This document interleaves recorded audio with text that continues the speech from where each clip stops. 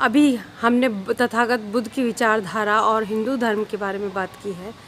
अभी हाल ही में राम मंदिर पर फैसला आने वाला है। बाबरी मस्जिद थी, वहाँ पर मुस्लिम समाज इस बात से नाराज़ है, वो अपना हक जताते रहे हैं, वो उसके लिए आवाज़ उठा रहे। इधर हिंदू धर्म के लोग आवाज़ उठा रहे हैं। लेकिन एक तीसरी जो चीज़ निकल कर आ रही है, बुद्धिज़्म लोगों का कहना है और वो प्रूफ के साथ बोल रहे हैं कि वो ज़मीन में हिस्सा बौद्धों का था और बुद्धिज़्म से संबंधित वो ज़मीन है, बौद्ध लोगों की वो ज़मीन है, बुद्ध की धरती है। क्या कहेंगे, आपको क्या लगता है कि क्या होना चाहिए, क्या सच हो सकता है? देखिए, जो आपने ये कहा, ये वास्तविक रूप से इस बात को जो हमारे देश के प्रधानमंत्री हैं नरेंद्र मोदी जी, वो जब विदेशों में जाते हैं तो वो ही कहते हैं कि मैं बुद्ध की धरती से आया हूँ, और वो बुद्ध की, तथागत बुद्ध की बात बाहर जाकर के विदेशों में करते हैं। और वो ये कहते हैं, मैंने उनका सुना है भाषण, वो ये कहते हैं कि जहाँ का मैं रहने वाला हूँ, जहाँ मैं गुजरात का रहने वाला हूँ, गुजरात में भी जो तथागत बुद्ध की प्रतिमाएं जब खुदाई हुई तो वहाँ पे निकलती हैं। तो कहीं ना कहीं जब भी खुदाई होती है पूरे देश के अंदर तो तथागत बुद्ध की प्रतिमाएं वहाँ पर निकलती हैं। तो ये तथागत बुद्ध का देश है। लेकिन जैसा अभी आपने निर्णय को कहा, निर्णय जो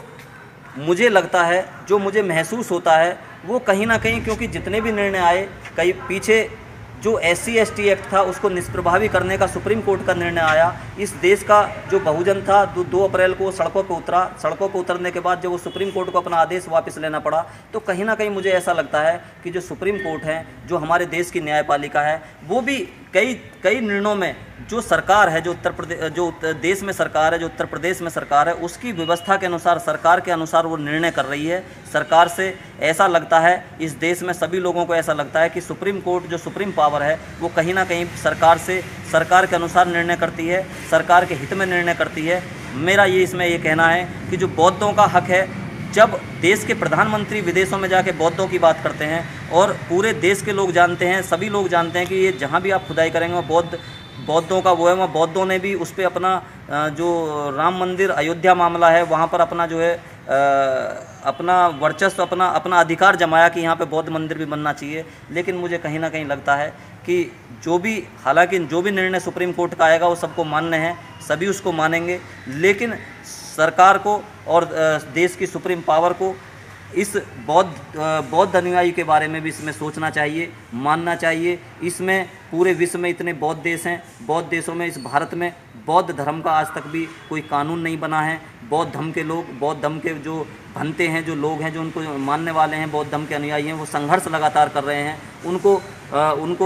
बौद्ध धर्म को मानने का जो अधिकार है, जो बौद्ध धर्म की जो एक कानून है वो नहीं बन पा रहा है। तो मेरा अनुरोध है इस देश की सरकार से कि वो बौद्ध धर्म के जो अनुयायी हैं, जो तथागत बुद्ध के मार्ग पे चलने वाले लोग हैं, बाबा साहब अम्बेडकर की विचारधारा, जिन्होंने इस देश को संविधान दिया, जिन्हें इस देश को, जो गरीब पिछड़े वर्ग के लोग थे, उन लोगों को हक और अधिकार जीने का दिया, ऐसे लोगों की तरफ भी सरकार को ध्यान देना चाहिए। सरकार जो होती है लोकतंत्र में वो सभी की होती है, लेकिन कहीं ना कहीं ऐसा महसूस ना हो कि हम लोग भी इस देश में, ऐसा महसूस हम लोगों को होने लगा है कि हम इस देश के वासी नहीं हैं, हम इस देश में नहीं रहते हैं। कहीं ना कहीं आपको लगता है कि सुप्रीम कोर्ट भी केंद्र और राज्य सरकारों के हक में फैसला देती है बजाय बहुजनों और जनता के? बिल्कुल, मुझे ये लगता है, क्योंकि इसमें ये महसूस होता है जब मैं सोचता हूँ कि चाहे तो 2 अप्रैल का 2018 का मामला हो जिसमें इस देश के 13 बहुजन बच्चे शहीद हुए थे, और चाहे आरक्षण में पदोन्नति और उसका अवनति का मामला हो, आपने देखा होगा कि इस सुप्रीम कोर्ट ने हमारे समाज के लिए जो ऊपर एक आरक्षण की व्यवस्था थी, उसमें जो कभी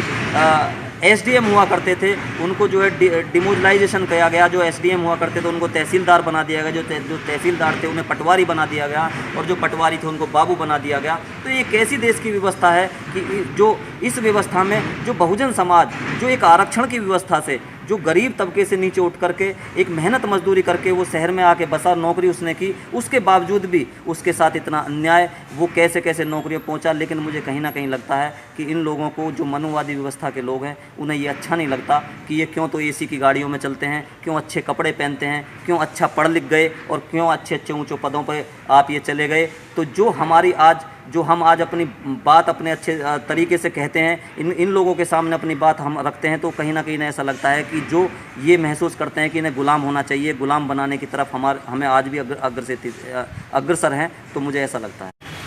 आज जो हिंदुओं के कैलेंडर के अनुसार, हिंदुओं के समय के अनुसार जो देव उठान चल रहा है, शादियों का सीज़न शुरू हुआ है। आपने बहुत सारे शादी के कार्ड आपके पास आए होंगे जिस पर बाबा साहब की और तथागत बुद्ध की तस्वीर छपी हुई है, लेकिन अगर आप उस समारोह को अटेंड करते हैं तो वो उस विचारधारा के साथ जो ब्राह्मणवादी विचारधारा से मिश्रण कर रहे हैं, 7 फेरे, मंगलसूत्र, सिंदूर और वही सारी रस्में। तो आप क्या कहेंगे उस बहुजन समाज से जो इतने संघर्ष के बाद भी सो रहा है? मैं एडवोकेट प्रदीप कुमार अशोक बुलंदशहर से। आज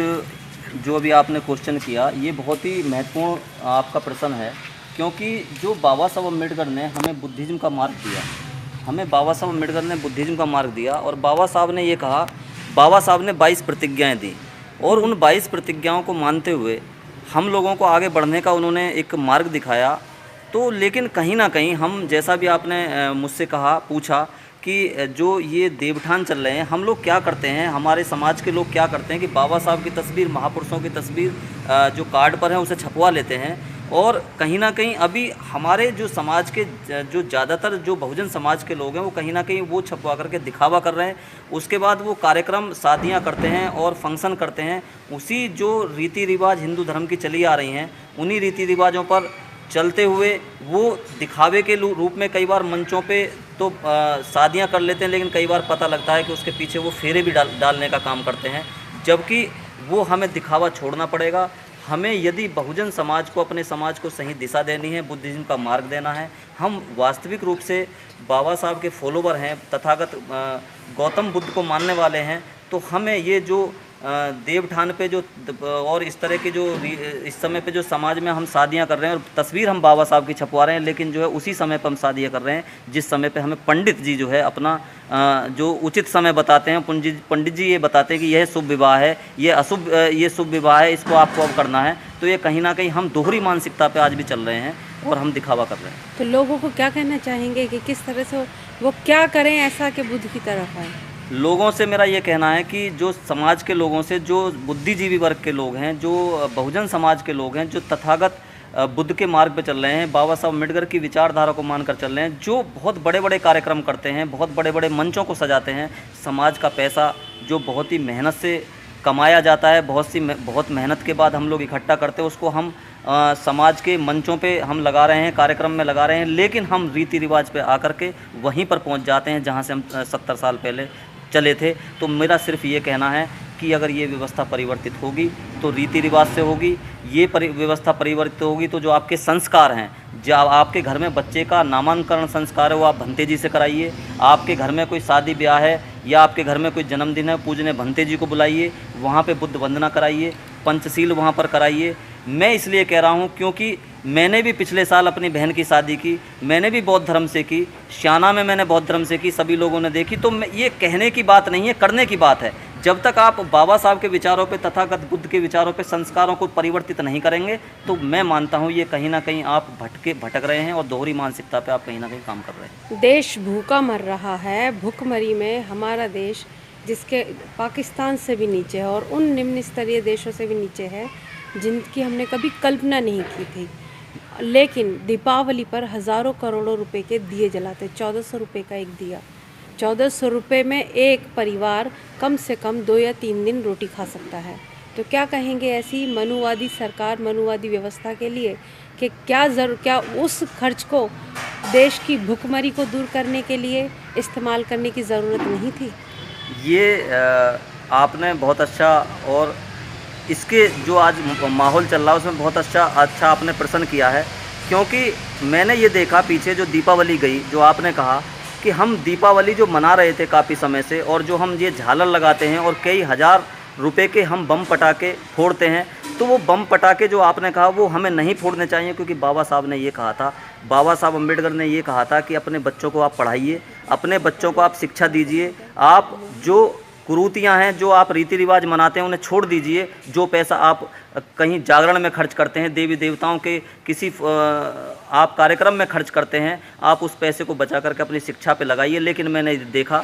कि मुझे वो कहना पड़ रहा है कि हम उस दीपावली को मनाने के लिए उस पैसे की बचत जो बाबा साहब करना चाहते थे, कुछ लोगों ने उसको दीपोदान उत्सव का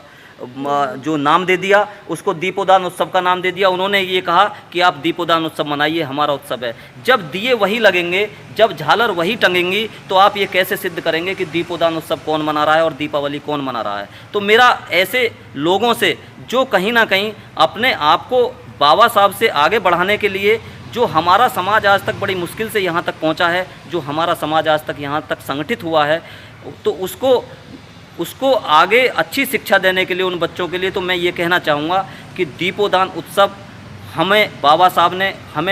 अम्बेडकर ने कहीं नहीं दिया। बाबा साहब अम्बेडकर ने हमें 22 प्रतिज्ञाएँ दी। बाबा साहब अम्बेडकर ने हमसे कहा कि आप 22 प्रतिज्ञाओं पे चलेंगे तो उसमें आपको सब कुछ नज़र आ जाएगा। तो हम कहाँ फिर बाबा साहब अम्बेडकर की प्रतिज्ञाएँ मान रहे हैं, या तो हम कहीं ना कहीं अपने आप को उनसे ज़्यादा बड़ा बुद्धिजीवी मान रहे हैं? क्योंकि बाबा साहब अम्बेडकर ने इन 30 त्योहारों को मनाने के लिए मना किया है। बाबा साहब अम्बेडकर ने किसी भी हिंदू देवी देवता को मानने के लिए मना किया है। एक तरफ बहुजन समाज है जो तथागत गौतम बुद्ध की और बाबा साहब की विचारधारा को बढ़ा रहा है, जिसके तहत ना कि सिर्फ बहुजनों का उद्धार होगा, कहीं ना कहीं पूरे देश का उद्धार होगा। क्योंकि हमारे संविधान में और तथागत बुद्ध की विचारधारा मेडिटेशन में इतनी ताकत है। लेकिन दूसरी तरफ उत्तर प्रदेश की वो मनुवादी सरकार है जिसने हज़ारों करोड़ों रुपये के दिए दीपावली पर खर्च कर दिए, दीपावली पर जलाए, हज़ारों करोड़ों रुपया खर्च किया। तो मेरा सवाल यही है, क्या वो पैसा उन देश के गरीब भूखे लोगों के लिए नहीं इस्तेमाल किया जा सकता था? क्या कहना चाहेंगे? बिल्कुल, वो पैसा देश के गरीबों के लिए इस्तेमाल होना चाहिए था। जबकि जो आपने किया, जो सरकार है, सरकार सुप्रीम कोर्ट ने ये कहा कि 10 बजे के बाद बम पटाखे नहीं छूटने चाहिए। लेकिन अगर कोई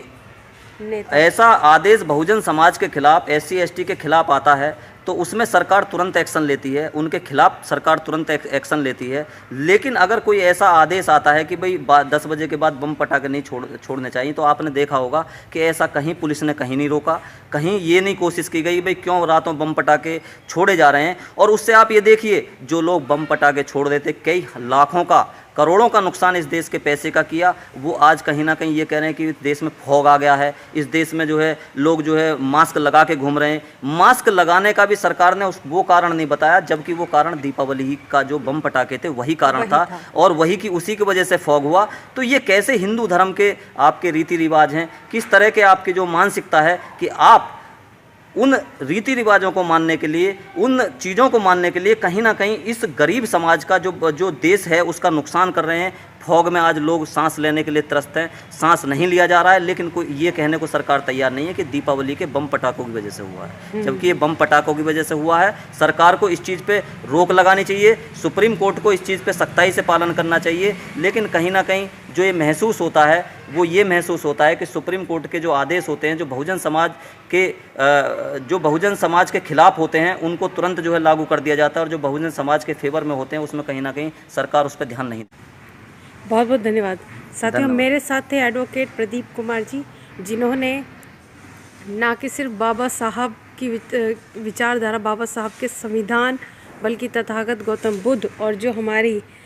इन दोनों विचारधाराओं के साथ जो मिश्रण चल रहा है मनुवादी विचारधारा का, उस पर खूब चर्चा की है। क्या रास्ते निकलने चाहिए उसके बारे में भी बताया गया है। साथियों, वीडियो पसंद आए तो लाइक करें, शेयर करें और सब्सक्राइब करने के बाद घंटी का बटन दबाना ना भूलें। जय भीम, नमो बुद्धाय, जय संविधान। जय भीम।